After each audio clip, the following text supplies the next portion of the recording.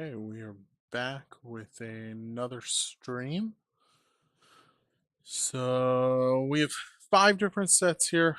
A little bit more than the last stream it was a quick like 25-minute stream of a few sets that we didn't have a whole lot of. So what we have here is okay, I can't remember which of these. One of these is Scourge and the other's Apocalypse. I want to say it's Apocalypse and Scourge, but and then we have Urza's. Uh, is this Urza's Fatigue, or did I just type that in wrong because the first card was was a Fatigue? Urza's Destiny. So, well, it's a Fatigue card. I'll have to fix that after. Um, yeah. So Urza's Destiny, Urza's. Uh, there are a couple different Urza uh, groups. Urza's Destiny, Urza's Saga, and Urza's Legacy. So I figured I'd put all the Urza ones together. So let's go ahead and start, I guess, with the smallest one here, which I believe maybe I should have thought this through a little bit better because I think this is Urza's Legacy. Yes. So clear that. You know what the top card is, but let's go ahead and look at Urza's Legacy. So a few cards here. Grim Monolith, like $280. So pretty good. Drenched Hermit, Memory Jar, Goblin Welder, No Mercy, Palincron. A few cards, quite a few cards over $10. A lot of cards still over $1. And down here, uncommons. We have Mother of Runes, Varaxian Reclamation, Tinker, Treetop Village, Martyr's Cause, Angels, Trumpet, Fairy Conclave. I'm pretty sure I have a Fairy Conclave in here. So that'll be at least $1. Notice that because I've seen it played with before. And down in commons, Crop Rotation, Snap, and Rancor.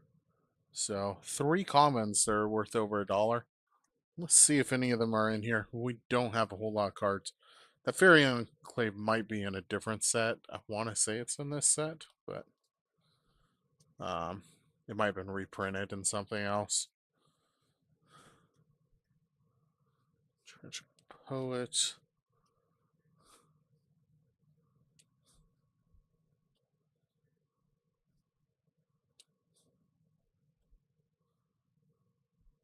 I got Martyr's Cause. It's over $1.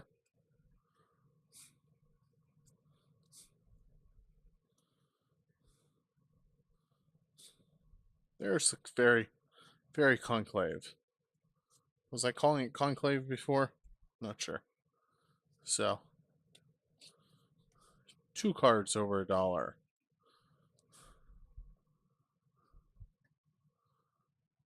Pretty good for 11 cards, 2 of them over $1. Maybe makes sense why there's so few Urza Legacy cards. Uh,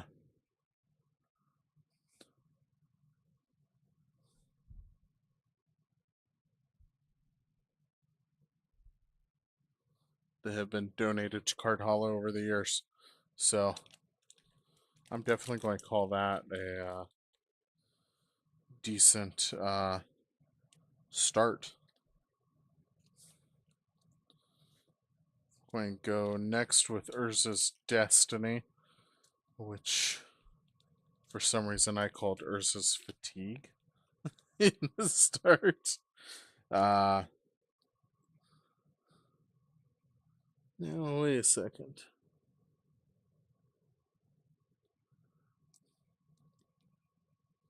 I am noticing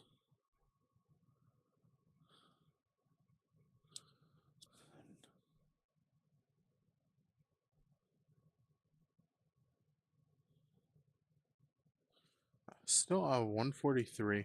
Not sure why there's a little Magic the Gathering symbol down there in that corner.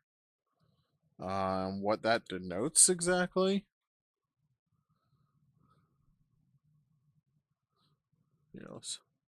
It's uncommon.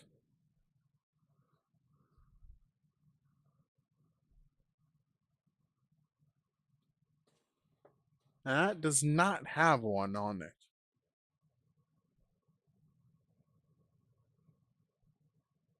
So what does that mean?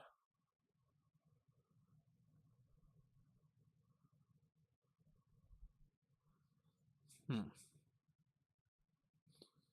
Let's go into collection. Just look at that card. Edit. The card here, the list.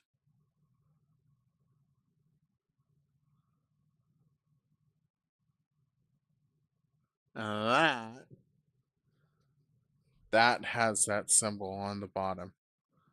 And unfortunately is only 87 cents.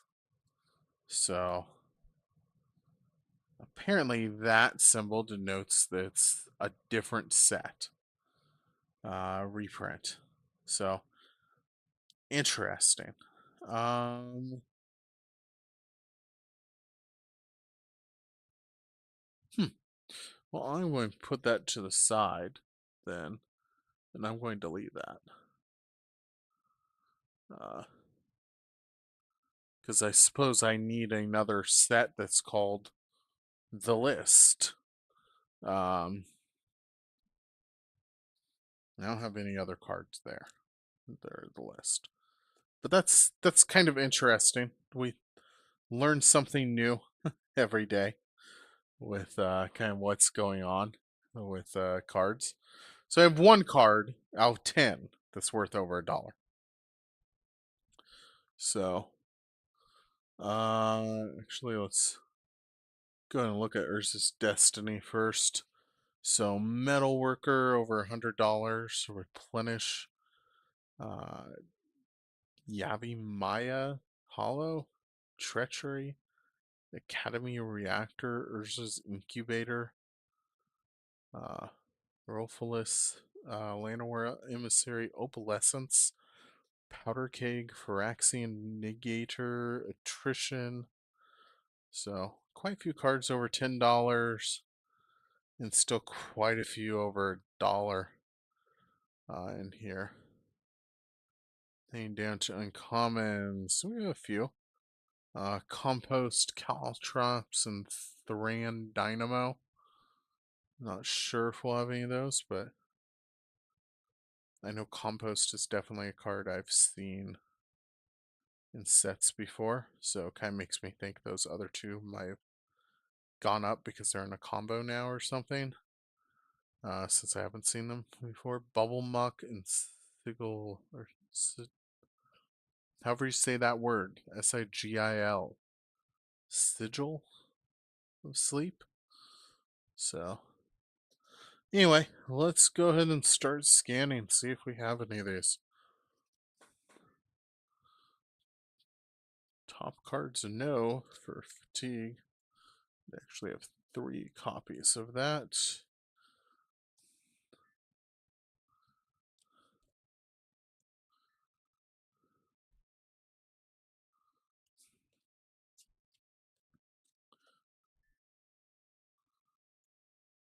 Bubble, Peebles, Mental Discipline.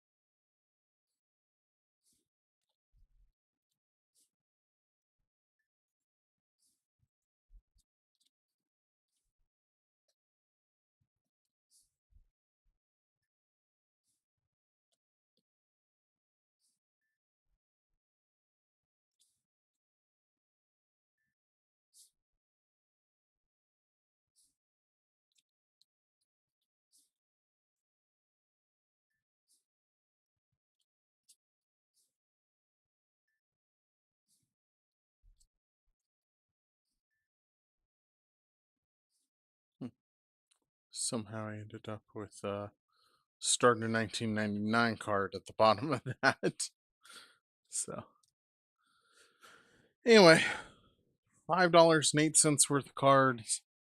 None of them worth over $1, unless I randomly missed one popping up, and which would be kind of hilarious if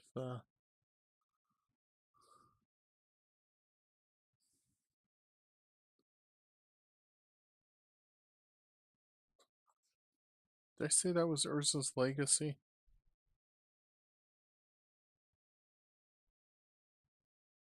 Or was it Urza's Destiny?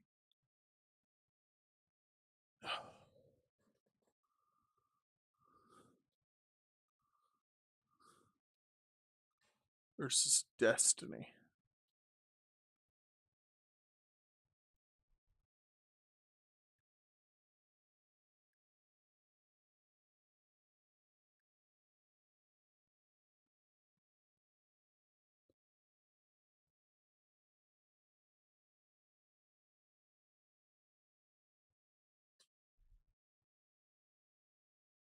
Watch, I'm going to misspell this or something one of these times, and then like that live stream is going to blow up, and people will be saying something, and then I'll have to mention the fact that a lot of times I go back and like look over the set, and I'll see things I missed. Like I put it in the wrong. Part of the reason I'm saving it to a separate set for each one is I can go back and look at it and say, well, why did this this was all 6th edition cards. Why is this thing it's a 7th edition or whatever, and then change it back and be like, well, I was scanning 6th edition cards. It's more likely Mana Box popped up with 7th edition because it was reprinted in 7, and I just missed that and didn't change it. So, um, not do that. Let's do Urza's Saga. Let's keep on with the Urzas. So,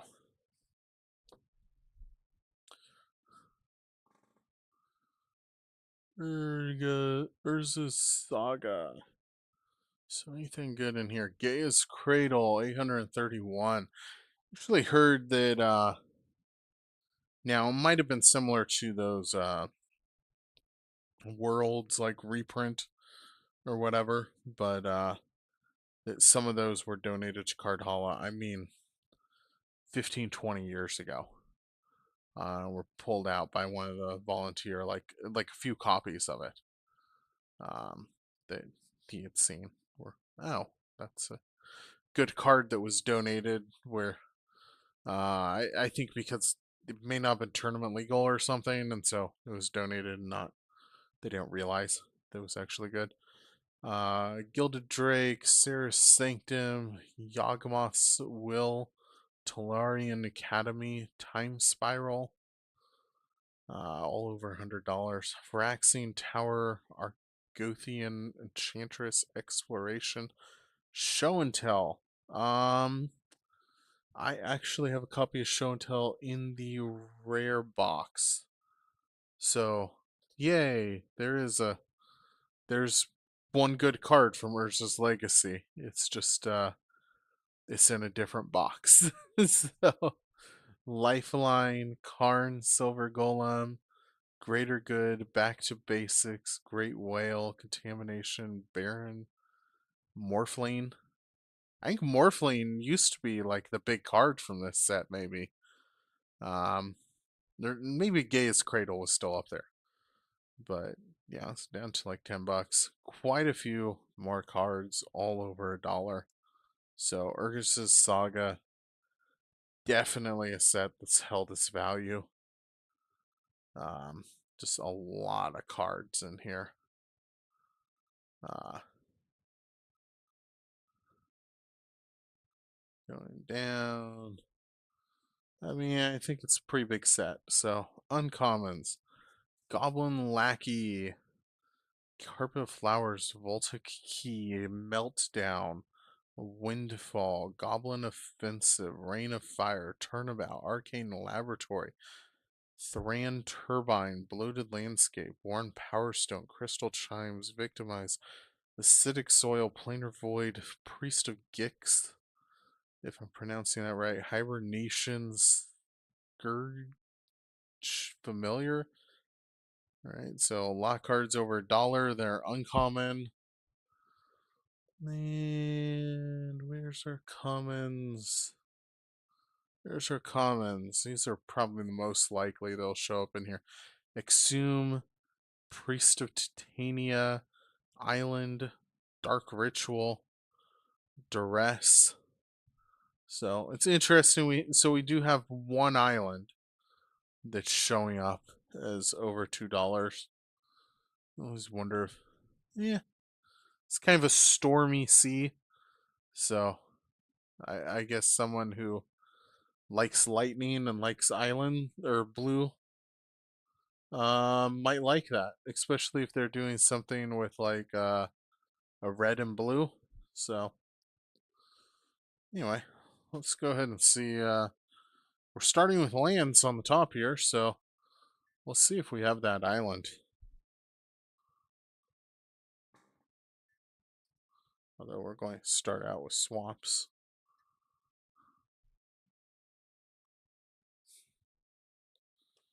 And then a remote island.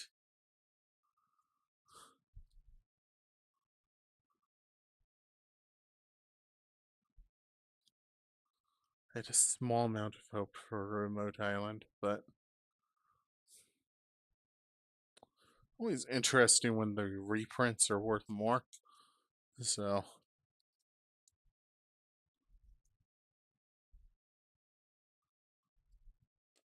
looks like we do have that island here. More than one copy of it too.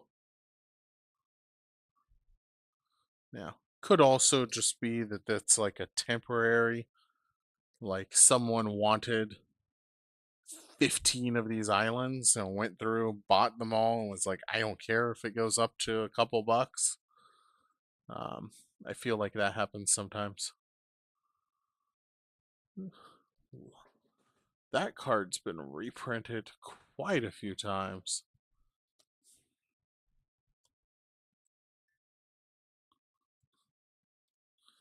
Like that one's almost $1. So this one that's almost $1. Almost looks like a poisoned forest. So kind of interesting.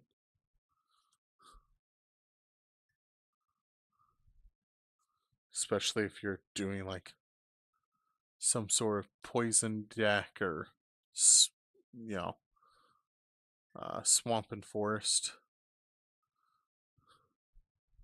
So Drifting Meadows. Actually, have 3 of those. Unfortunately, they're only 21 cents.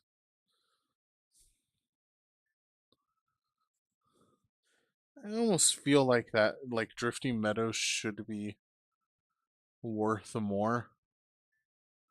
Um, just because like cards like that, it's yes, it comes into play tapped. Tap it to add a plane to your mana pool, but also cycling. So you can pay 2 colorless, discard it, and you then draw a card. And so like late game, like early game, where the chances? Well, yeah, I guess this isn't what I was thinking of. I was thinking it was one of those. I think there's maybe some that are like that where they only come into play tapped if you don't have another planes or something. So if it was one where it was like, hey, if you have another planes, this doesn't come into play tapped, right? And it has cycling on it. I have a feeling that would be a card that would be fairly decent.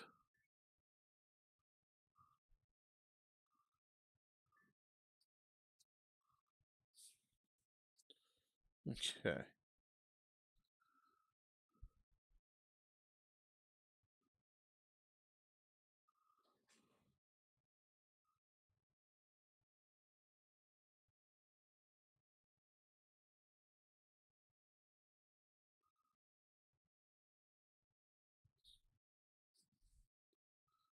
not part of the list.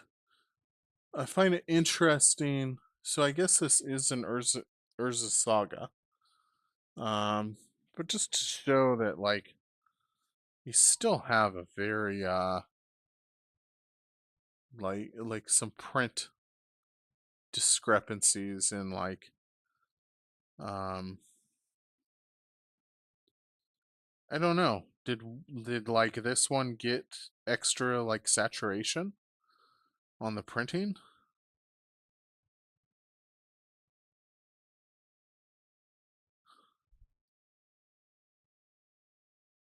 Uh, Honestly, it looks a lot better, I think. Um,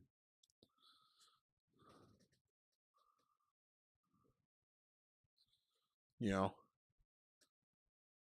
is it a like all the like many of the rest of these, not all of them. You see a few where they're darker. Uh, there's a darker one. So,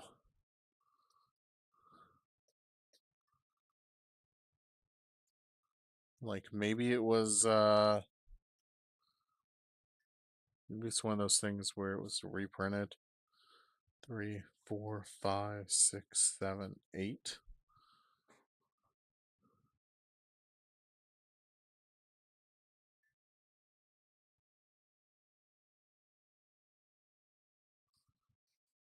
Manufacturer made some really nice cards. Convinced, Wizards of the Coast, look at how amazing these cards look. And that was the first. I mean, there's a lot of Urza Saga out there, it seems like. A lot of it got donated, even though there's a lot of stuff in that set that's very good. Um, like, I'm surprised Anul is not worth more money.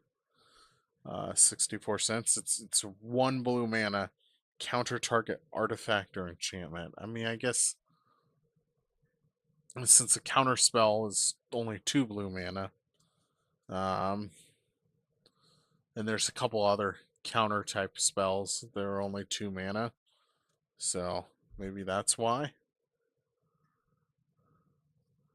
But honestly, I feel like there's so many enchantments uh, that it's enchantments and artifacts. There are like combo types things um, that I would think that you'd want that, uh, even if it was just like in your sideboard, right? That way, oh, I'm playing somebody um, that has a whole bunch of those. Their combos. I mean, then again, how many people? Acidic soil. So one damage to each player for each land he or she controls. Hmm.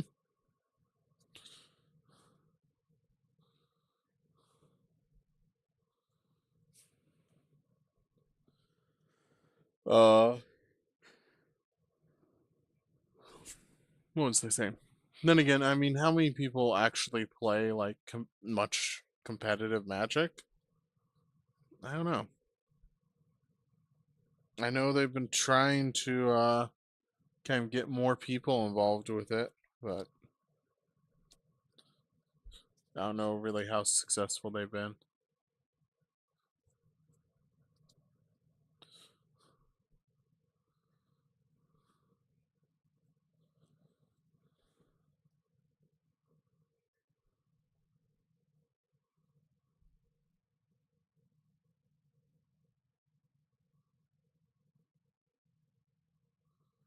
I have to say, I think that is the competitive Magic scene. Um, I really think that is what has kept Magic the Gathering uh, on top, kind of, for so long. Dress, $1.23. Um,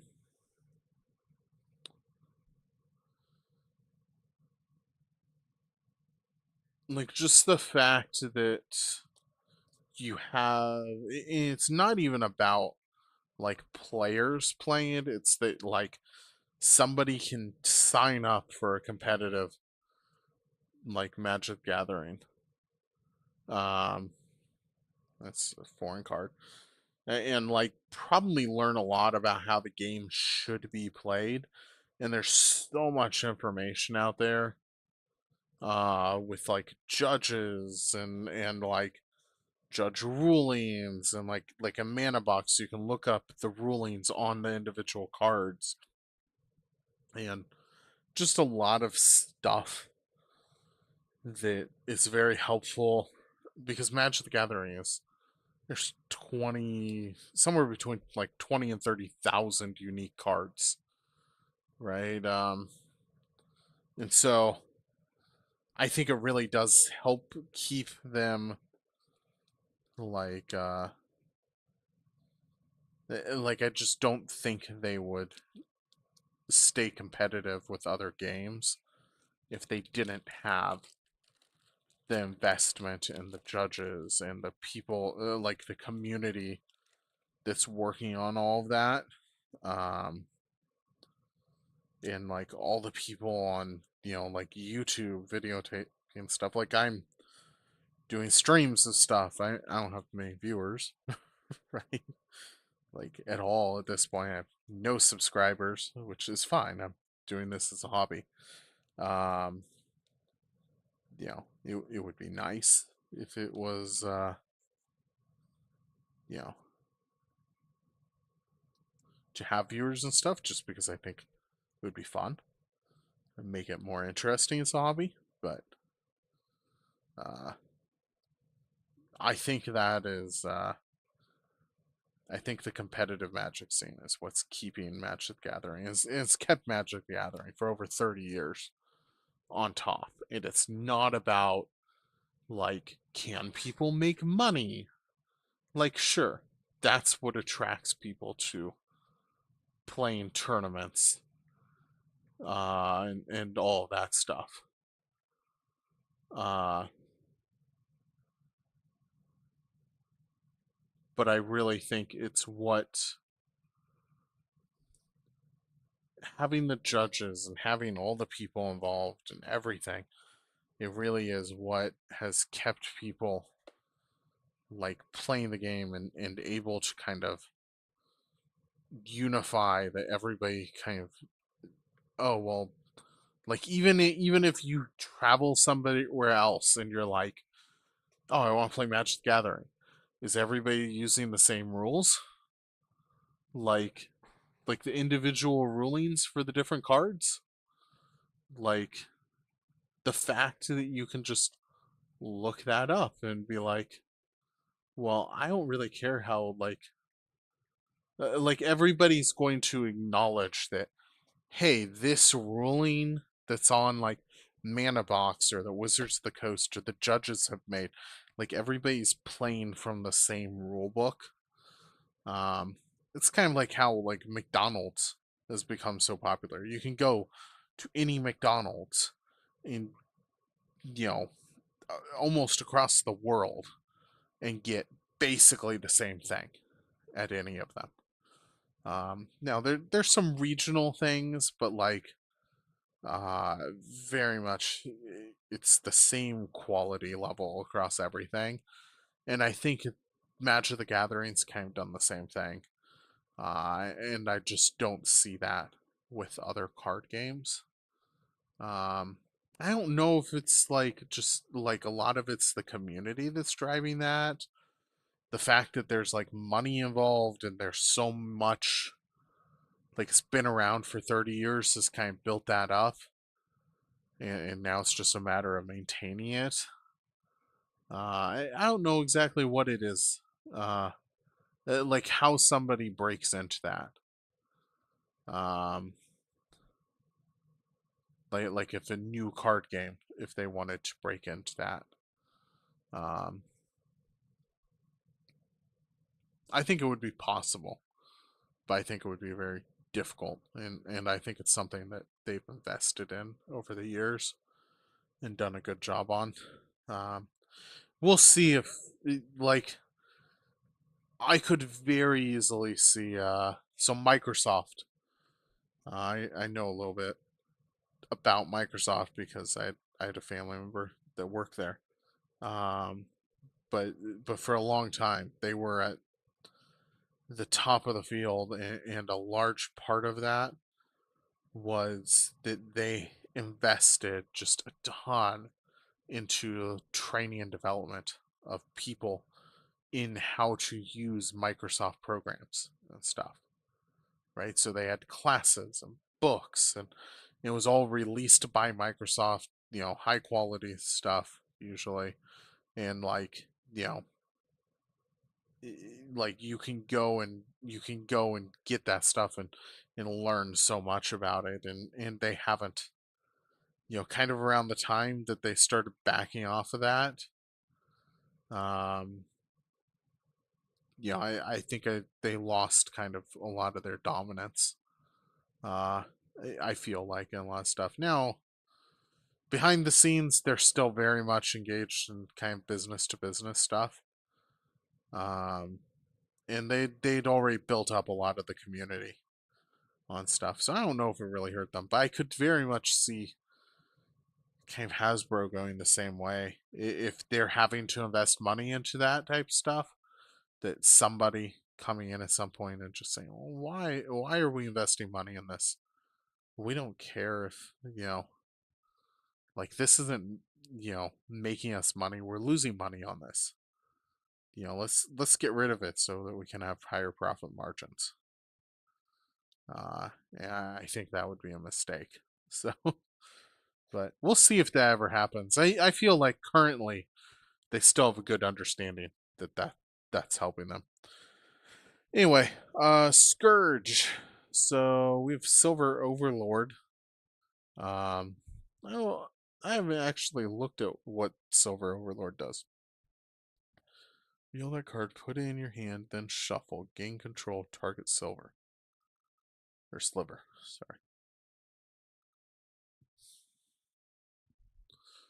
I mean, I guess very useful if you're fighting another sliver player.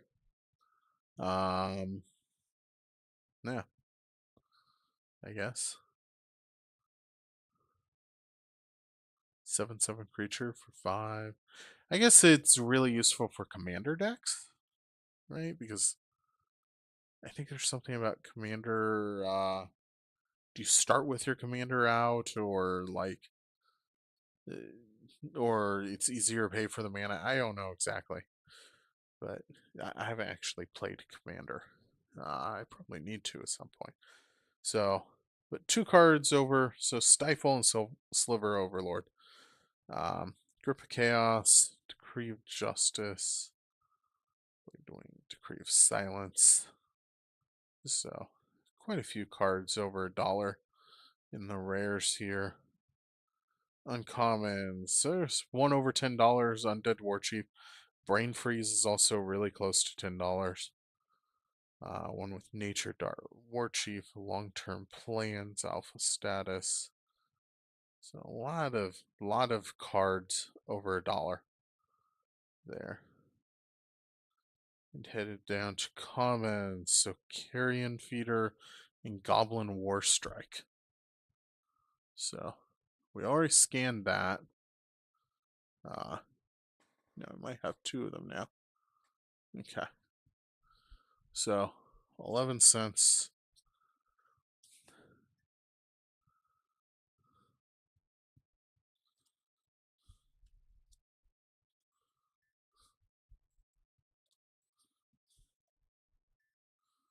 I think it's so interesting, the artwork.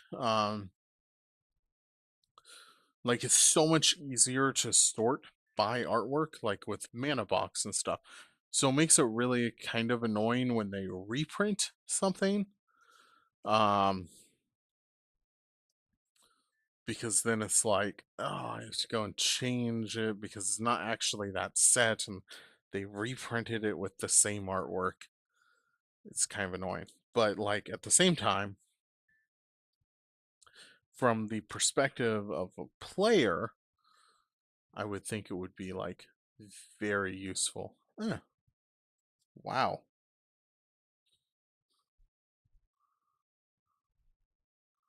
3 copies of Alpha Status, which is $2.71 uncommon. It's part of what makes me kind of wonder sometimes if people donate their decks.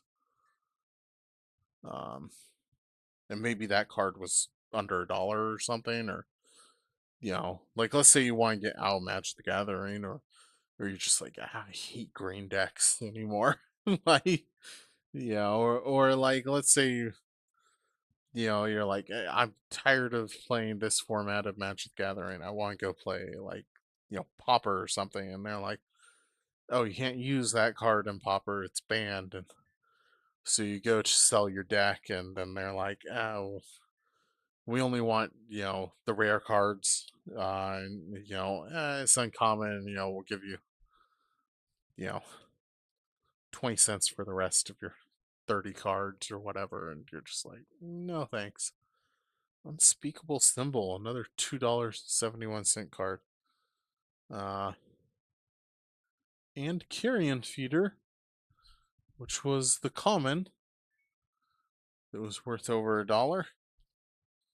So, but then like let's say you have the rest of those cards and you're walking past Card Hall and you're just like, yeah, okay. I don't want these anymore. There's a rare. Not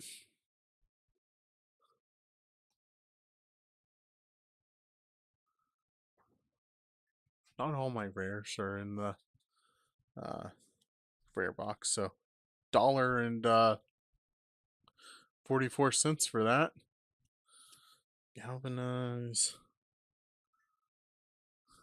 Arcablight. Cool. So we found some cards worth some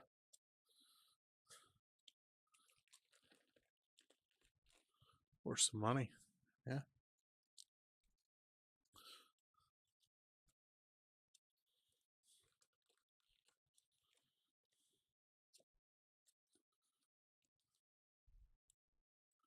I really think like if you're investing in Magic the Gathering,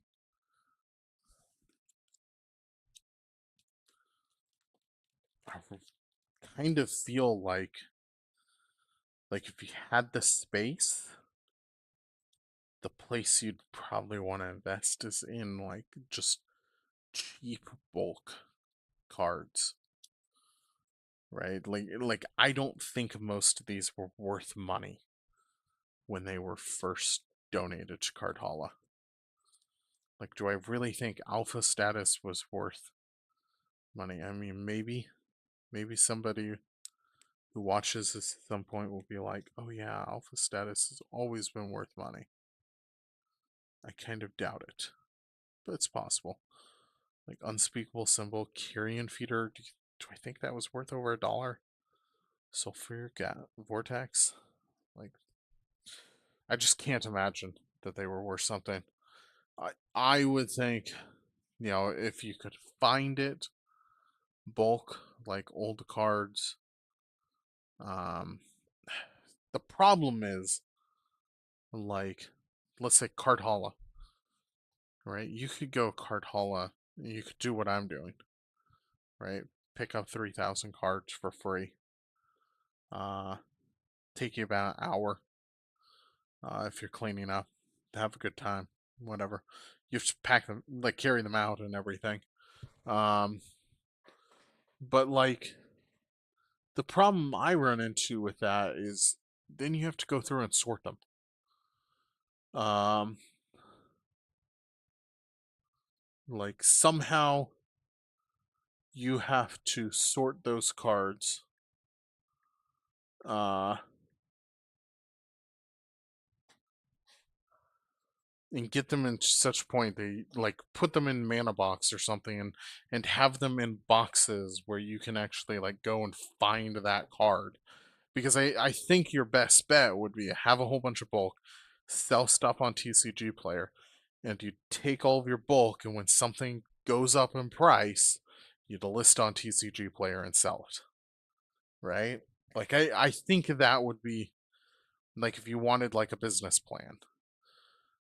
Have a feeling that would be the way to do it.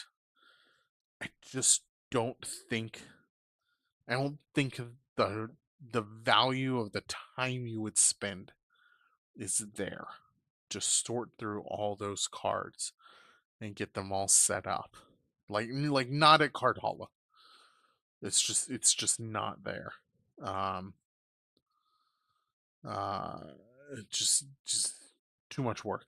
Um so I think your best bet in that case would be to go find a TCG shop where they've already sorted all their cards. And let's say they're getting rid of bulk cards, or they're like, try to buy them out of, you know, oh, you have all these sorted. A lot of businesses, a lot of times they're struggling with cash. Um, and so maybe it wouldn't be that hard to go in like, I mean, just look at my collection right now, $2,660, right, for 7,425 cards. Yeah, talking like 30 cents a card. If I tried to sell these on Card Kingdom, I'd get less than $1,000, right? If somebody came into a store and said, "Hey, what do you have? Oh, do you have a way for me to export the list?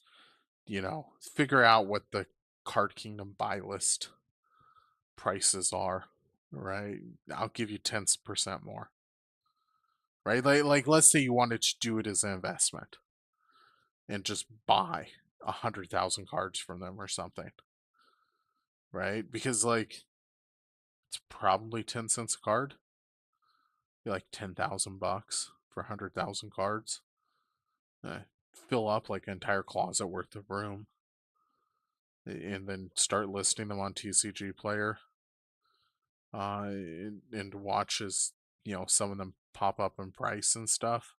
Like if you could get them already pre-sorted, like really well, because like these 7,000 cards. Here's the problem: like, okay, it's $1,000. I have probably spent.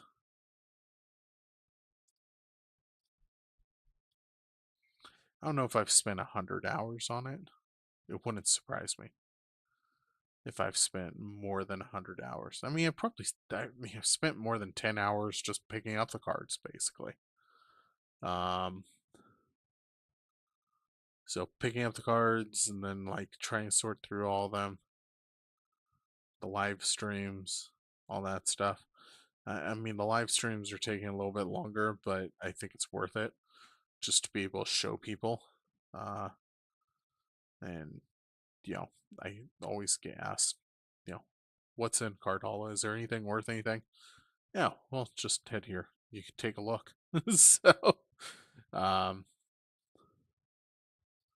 yeah, I actually have. Do I have a viewer right now on here? No chats. So, uh, no, I do have a viewer. It's nice when they reprint because those cards that used to be hella expensive becomes a little bit more accessible to us peasant folk. That is definitely true. Um, anyway, I kind of got off topic. I don't know if I still have a viewer on here right now. Uh, maybe, but cool that I have a viewer. I think that's the first viewer that we've had. Um, so yeah, I just don't think as a business, I think it would be worth it if you could find somewhere you could buy for maybe 10 cents a card, buy bulk that's pre-sorted and everything so that you don't have to do all that work. Or if you are a or if you're a company who already has employees sitting around. It might be worth it. Anyway, let's go do a search. So this is Apocalypse.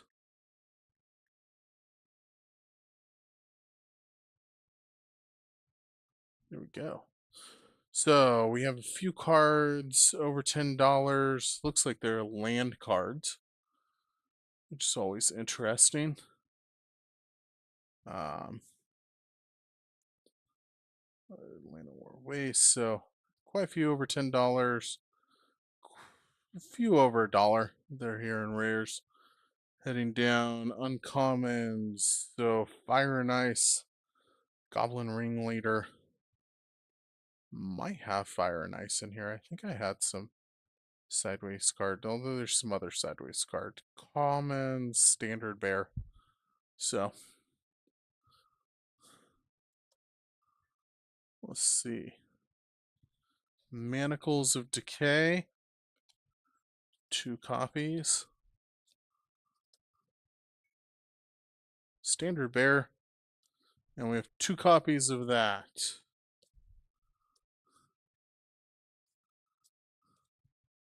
Shield of Reason. Did get Standard Bears. Apocalypse. Yep.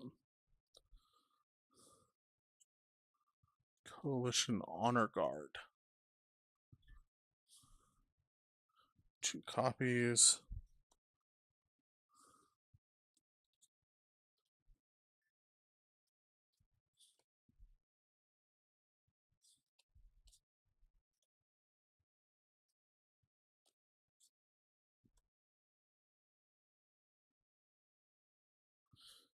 Yeah, for the comment, the reprints are very nice for like for dropping prices on cards. They're kind of overpriced. Um, I think more of my question is when they're reprinted. I don't know if this guy's still viewing. If he is, I should bring up chat again just in case. But I'd love to know people's opinion about, you know, when a card's reprinted, should it be reprinted with the same artwork? Because I think it would be a lot easier to figure out, like, hey, this is this is a different artwork, right? And therefore it's a different set. I mean, like, just look at that, the Martyr's Cause that I picked up earlier. It's the same artwork. It's the same, like, thing, everything. The only difference is this little symbol in the corner. Like, it makes it really hard to figure out, like, hey, what set is this? And there's a lot of stuff nowadays that recognizes the artwork, like Mana Box, that makes it really easy to scan it in and get the same set. But at the same time, from the perspective of the person playing, I also think it makes it a lot easier for someone who's playing the game if, like, oh, that card, like, I can recognize that artwork, right? And therefore I can remember what that card does, based on the artwork. Like, if every living airship looks like this, no matter how many times it's been printed, right? It doesn't become easier to recognize when somebody plays living airship versus if there's some cards that have 10 different looking printing pictures on them.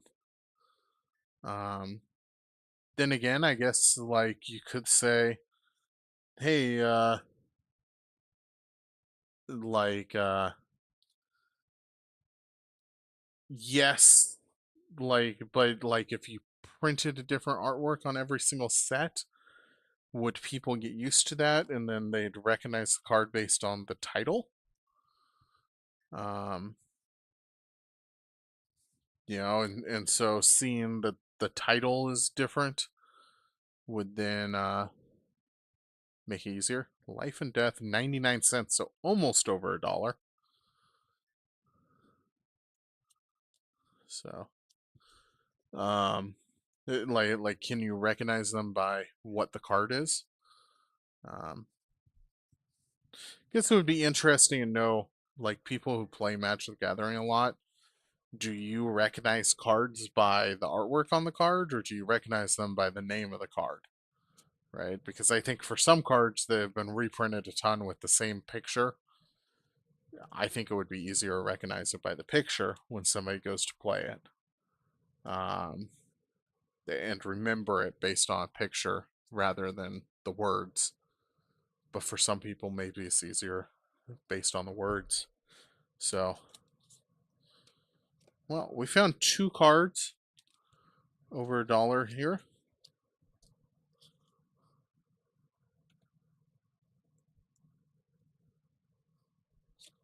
So, that is nice.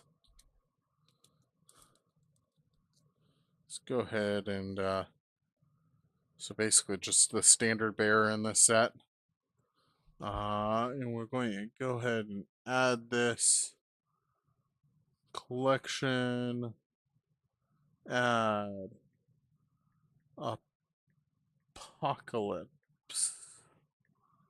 and hopefully I spell that correctly, because I'd be kind of disappointed if I did not. Let's go ahead and just kind of put stuff out here.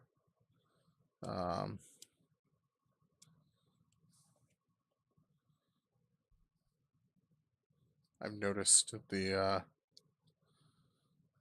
algorithm that does the for the thumbnails for live streams. I feel like it just looks better with kind of all the cards spread out here. Uh, if somebody's ever looking at the thumbnail and stuff, maybe they'll see some of the cards um, and recognize them or something. So, but usually it grabs one of the last scenes for it automatically, and at some point doing this as a hobby, I'm going to go in and actually like set real like good thumbnails for stuff.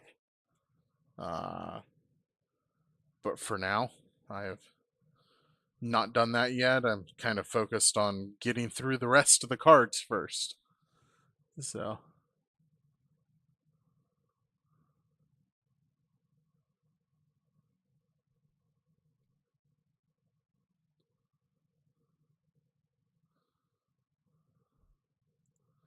yeah, I think that is the end of the stream tonight. Uh, we will, or I say we, I will be back doing another stream. I want to say I have another box over here of cards somewhere to go through. Yeah, over here. I have another box sorted through that's like 4 or 5 sets from this time period. That's probably another almost 1,000 cards in just 4 or 5 sets. So probably 2 or 3 times what I've done in this stream. So we're going to have we're going to do that. That'll be cool. And then I probably don't know if I'm going to do that tomorrow or today. I might do it Friday evening because I kind of want to sit down. I've noticed like show and tell was one of the Urza Saga cards, and I know that's in the rare and mythic box that I have. So I kind of like to go through there and try to pull out the rares and mythics that I have from these sets. I didn't have any of those in the older sets, so it's kind of been the last couple streams that I've done, 2 or 3 streams where I've had rares that I've pulled out. They're in that box. I'd like to just go ahead and pull them out for these sets. For one thing, I think it'll make it a lot more interesting to see. Hey, this is what's there are some rares and stuff. They're actually worth some decent money. So anyway, we'll go ahead.